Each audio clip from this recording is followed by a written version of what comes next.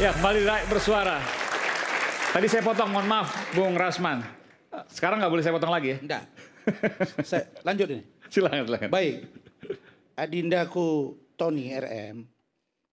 Adinda belum baca semuanya, kelihatannya perma dan lain-lain. Saya ini sebelum ke sini baca buku dulu, diskusi dengan para hukum-hukum.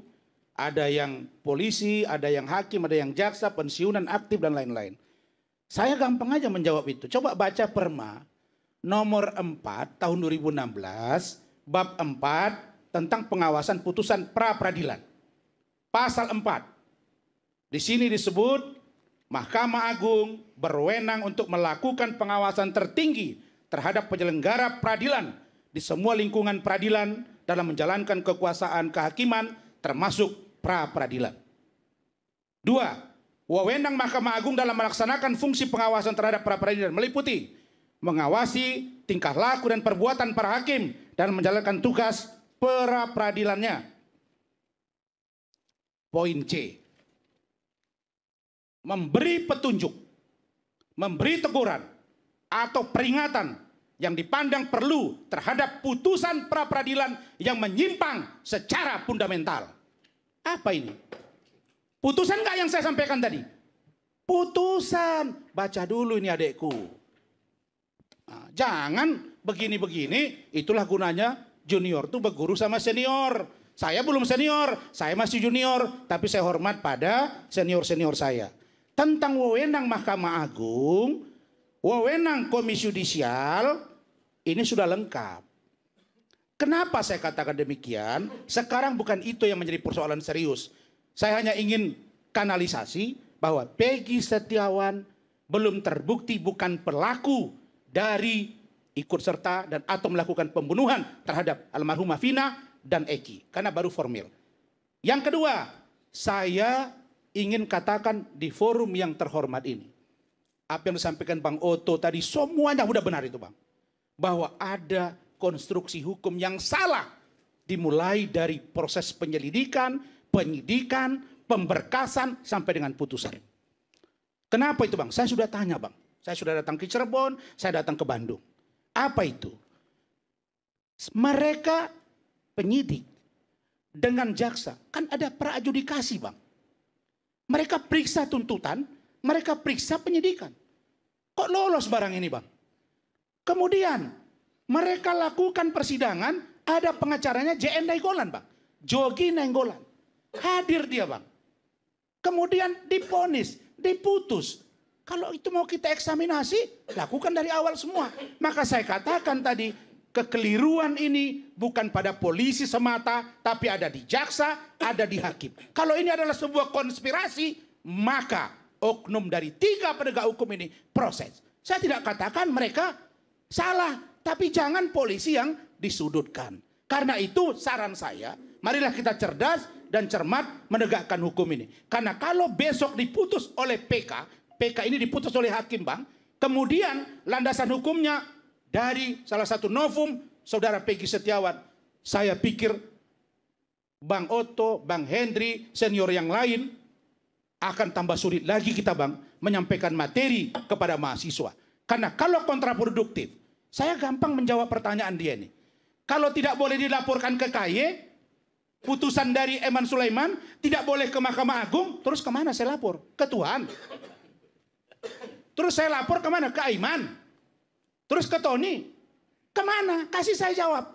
Kalau tidak boleh saya laporkan putusan Eman Sulaiman ini ke KY, Komisi Yudisial, tidak boleh ke Badan Pengawas Mahkamah Agung, terus kemana saya melapor? Tolong jawab. Ke Tuhan. Ya, jawab dong. Singkat saja Pak. Harus ada solusinya. Kemana saya lapor? Ya silakan, itu terserah Bung Rasman mau melaporkan ke KY, ke Mahkamah Agung. Saya hanya tadi menyampaikan bahwa kewenangan baik KY maupun Mahkamah Agung, Bawas Mahkamah Agung. Saya sudah baca kewenangan itu ada, kan sudah saya bilang iya, tadi. semua itu tentang tindakan hakim itu, bukan putusannya. Ya Allah, kau nggak baca ini tadi bab 4 ini. Ini saya kasih sama kau.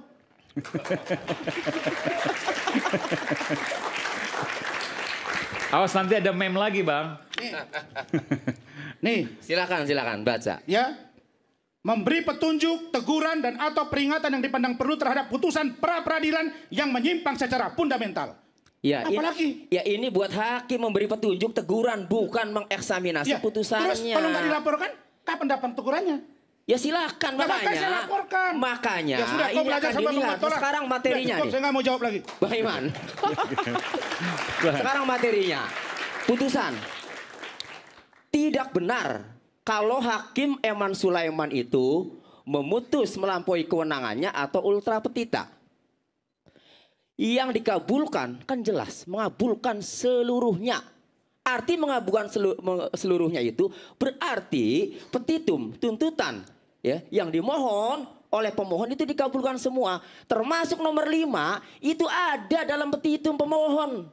Ada dalam petitum permohonan yang menyatakan tidak sah segala keputusan atau penetapan berkenaan dengan lebih lanjut ya berkenaan dengan penetapan tersangka itu dimohon ada dalam petitum. Jadi bukan ultra petita, bukan. Itu Pertama, kan kata Anda. Pertama, kedua. Hakim Eman Sulaiman dalam memutus pra-peradilan ini telah berdasarkan hukum. Saya sampaikan nih berulang-ulang. Dasar penyidik menetapkan tersangka Peggy Setiawan.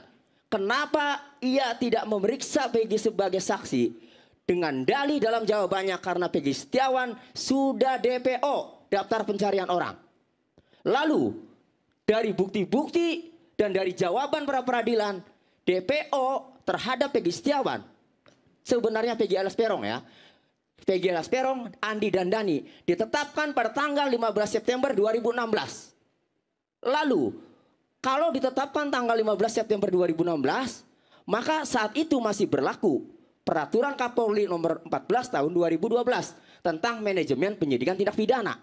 Di dalam pasal 31 jelas berbunyi tersangka yang telah dipanggil guna pemeriksaan penyidikan perkara lebih dari 3 kali keberadaannya tidak jelas, tidak diketahui, maka dimuat dalam daftar pencarian orang dan dibuat surat pencarian orang. Artinya untuk dapat menetapkan seorang menjadi DPO maka harus ada 2 unsur yang dipenuhi. 1, seseorang harus sudah tersangka. 2, seseorang itu harus dipanggil 3 kali dalam peraturan Kapolri 2012 itu 3 kali. Ya, baru ditetapkan DPO. Faktanya dalam pra-peradilan penyidik Polda Jawa Barat tidak mampu ya, menunjukkan atau membuktikan bahwa Peggy Setiawan ini telah ditetapkan saya jawab ya, biar jangan apa. Maksud saya tadi sebelum 15 September 2016. Supaya jangan penyidik kami juga muda-muda ini tidak mampu menunjukkan bukti pemanggilan secara pasti itu 3 isi kali. dari Akhirnya putusan pra-peradilan. sebelum closing. DPO itu dinyatakan cacat hukum Dan dipastikan kemudian waktu diputuskan Peggy selesai. Kasih saya dulu dong, saya masih melanjutkan tersangkanya. Silakan. Kemudian Singkat saja. penetapan tersangka ya bertentangan dengan putusan Mahkamah Konstitusi nomor 21 tahun 2014. Dalam pertimbangan hukumnya halaman 98 dikatakan bahwa untuk dapat menetapkan tersangka seseorang selain harus memiliki 2 alat bukti yang termuat dalam pasal 18 KUHP juga harus diperiksa dulu calon tersangkanya. Lagi-lagi penyidik tidak mampu membuktikan pemeriksaan Peggy Setiawan sebagai saksi atau calon tersangka sehingga penetapan tersangka itu tidak sah dan akhirnya putusannya dibatalkan. Saya akan kembali saat lagi, tetap bersama kami di Rakyat Bersuara. Saya memberikan kesempatan. Pasal juga ke Bung Henry. Bung Henry belum ngomong. Terima kasih. Sebentar, kita kembali saat lagi di Rakyat Bersuara. Nanti setelah ini baru kita ke Bung Henry. Silakan.